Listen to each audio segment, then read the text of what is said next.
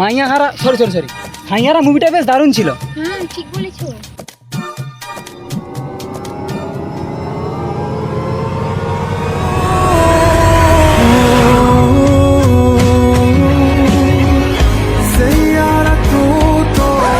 কি হলো, চলো। আরে দাঁড়াও তো, একটু চুলকে নি। কি করে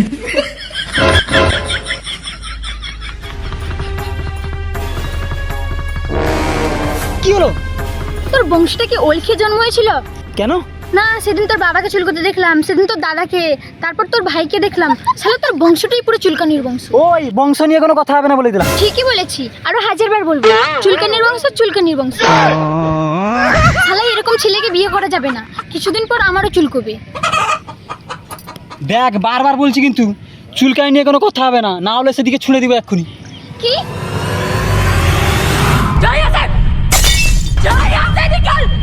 আরে রাগ করছো কেন? আরে মিষ্টিকে ভুল করে বেরিয়ে গেছে, বসো। তুই নিকাল।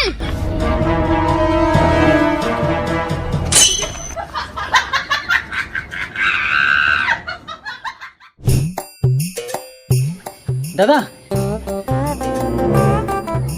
হ্যাঁ বলুন। আমার না গার্লফ্রেন্ড ছেড়ে চলে গেছে। তাহলে আপনি এখানে এসেছেন কেন? গার্লফ্রেন্ডের বাড়িতে যান। আরে না আপনি ব্যাপারটা বুঝতে চাইছেন না। আমার না সারা গায়ে চুলকানি, চুলকাতে জীবন পুরো জ্বলে যাচ্ছে। ও বুঝলাম। তাহলে আপনি চুলকানির মলম নিতে এসেছেন? হ্যাঁ আপনি ঠিক ধরেছেন, এটা ভালো করে একটা চুলকানির মলম দিন তো। হ্যাঁ আপনি একদম সঠিক জায়গায় এসেছেন। আমার দোকানে এমন একটা মলম আছে, আপনাকে ওই মলমটা দিলে তো আপনার যে এই চুলকানি, এই যে রসের চুলকানি, কোথায় চুষে চলে যাবে। সত্যি নাকি? তাহলে দিন দেখি, তাড়াতাড়ি একটা মলম দিন দেখি। ঠিক আছে, আপনি একটু ওয়েট করুন, আমি এক্ষুনি দিচ্ছি।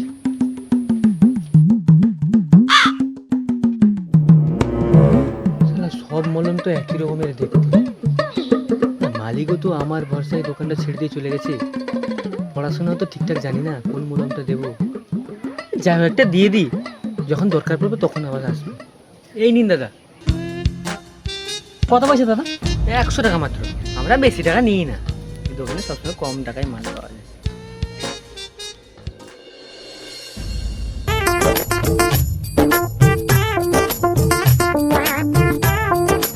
কিরে বন্ধু, কি ব্যাপার?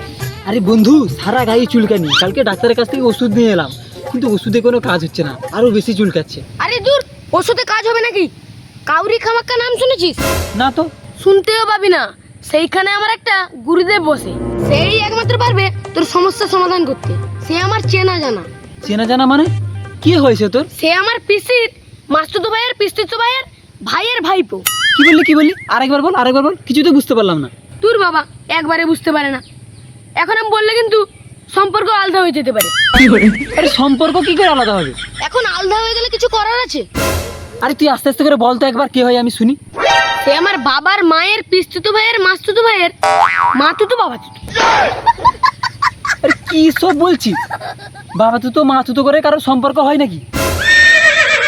গুরুদেব যদি জানতে পারে তার আর আমার নিয়ে তুই সম্পর্ক তুলেছিস, তাহলে বাবা কিন্তু ভীষণ রাগ করবে। আরে কোনো রাগ করবে না, তুই বল তো। এখন আস্তে করে বলতে গেলে গুরুদেব কিন্তু দুঃসম্পর্ক হয়ে যাবে। তুই তার আগে চল তো।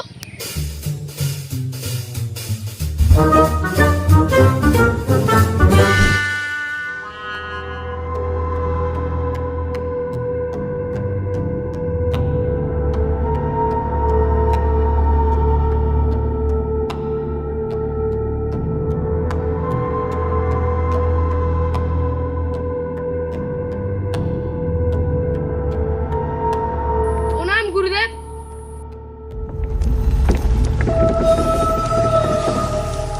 বল বৎস। গুরুদেব, আমি তো আপনার কাছে প্রায় সবসময় আসি, কিন্তু আজকে আমার একটা নতুন বন্ধুকে নিয়ে এসেছি। ধরে নিন আপনার একটা নতুন কাস্টমার। সমস্যা কিন্তু জটিল গুরুদেব, আপনি একমাত্র পারবেন সমাধান করতে। বল তোর কি জটিল সমস্যা? গুরুদেব আমার সারা শরীরে চুলকানি, একবার নিচে একবার উপরে, একবার নিচে একবার উপরে, শরীরটা পুরো জ্বলে যাচ্ছে গুরুদেব। অনেক আশা নিয়ে আপনার কাছে এসেছি, কিছু একটা করুন। তুই পুরো সঠিক জায়গায় এসেছিস। গুরুদেব আপনার উপরেই ভরসা, দেখুন আমার বন্ধুটাকে একটু।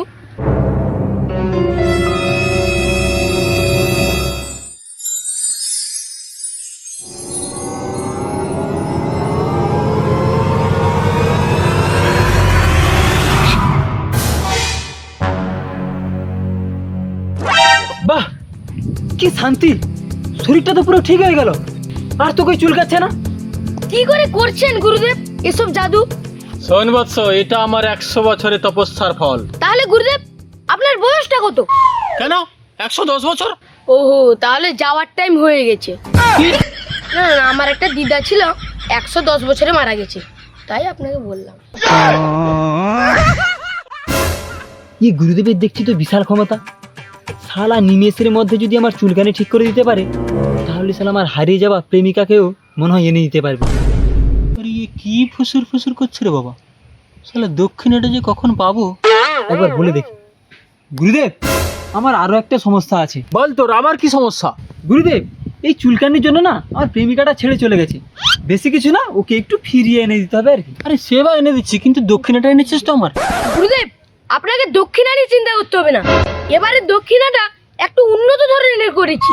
আমাদের বাড়িতে হওয়া দেশি কাঁঠালি কলা নিয়ে এসেছি। বাহ, অতি উত্তম।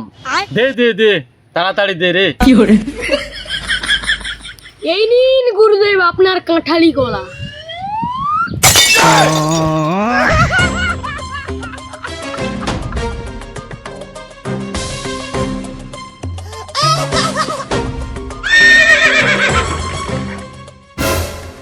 এর ইচ্ছে কিন্তু পূরণ হবে, কিন্তু একে কেদারনাথ যেতে হবে। সে কোনো ব্যাপার না গুরুদেব, একটা বাস ধরলে কেদারনাথ পৌঁছে দিবে। আমাদের বাড়ি থেকে একটাই বাস। না না না না, বাসে গেলে হবে না, তোকে করতে হবে কঠোর পরিশ্রম। তোকে দণ্ডি কেটে কেটে কেদারনাথ যেতে হবে, তবেই তোর মনের বাসনা পূরণ হবে। যা ভেবেছিলাম সেটাই ঠিক। আপনার নার্ভের ডিস্টার্ব এসছে, আপনি ডাক্তার দেখান। এই ছেলেটা দণ্ডি কেটে কেটে যেতে পারবে? আপনার মনে হয় কেদারনাথ যেতে 3 বছর সময় লাগে? 3 বছর কি, আমি 300 বছরের দণ্ডি কাটতে রাজি, যদি প্রেমিকা ফিরে আসে। গুরুদেব, তাহলে আপনি এক কাজ করুন, এখান থেকে 2টো কাঁঠালি কলা ভেঙে আধেকে দিয়ে দিন, তারপরে খেয়ে আগে শক্তি করুক, তারপরে দণ্ডি কেটে কেটে যাবে। হট! গুরুদেবের কাছ থেকে কোনোদিন দক্ষিণা ফেরত হয় না। এ মূর্খের কথায় কান দিবেন না, আপনি আমাদের আশীর্বাদ করুন। তথাস্তু।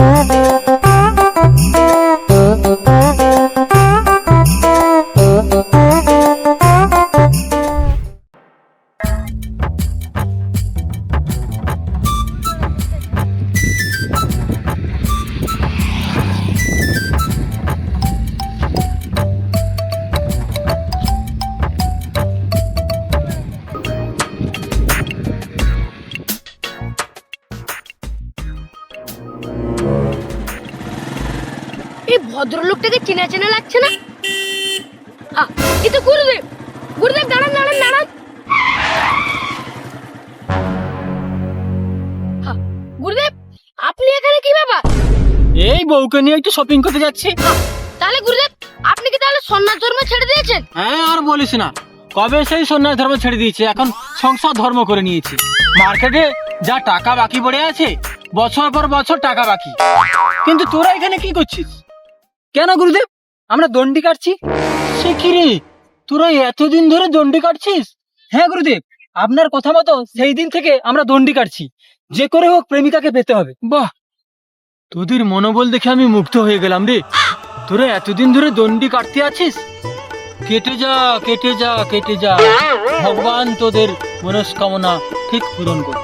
গুরুদেব, আমাদের একটু আশীর্বাদ করুন। তথাস্তু। বৌদি, আমাদের একটু আশীর্বাদ করুন।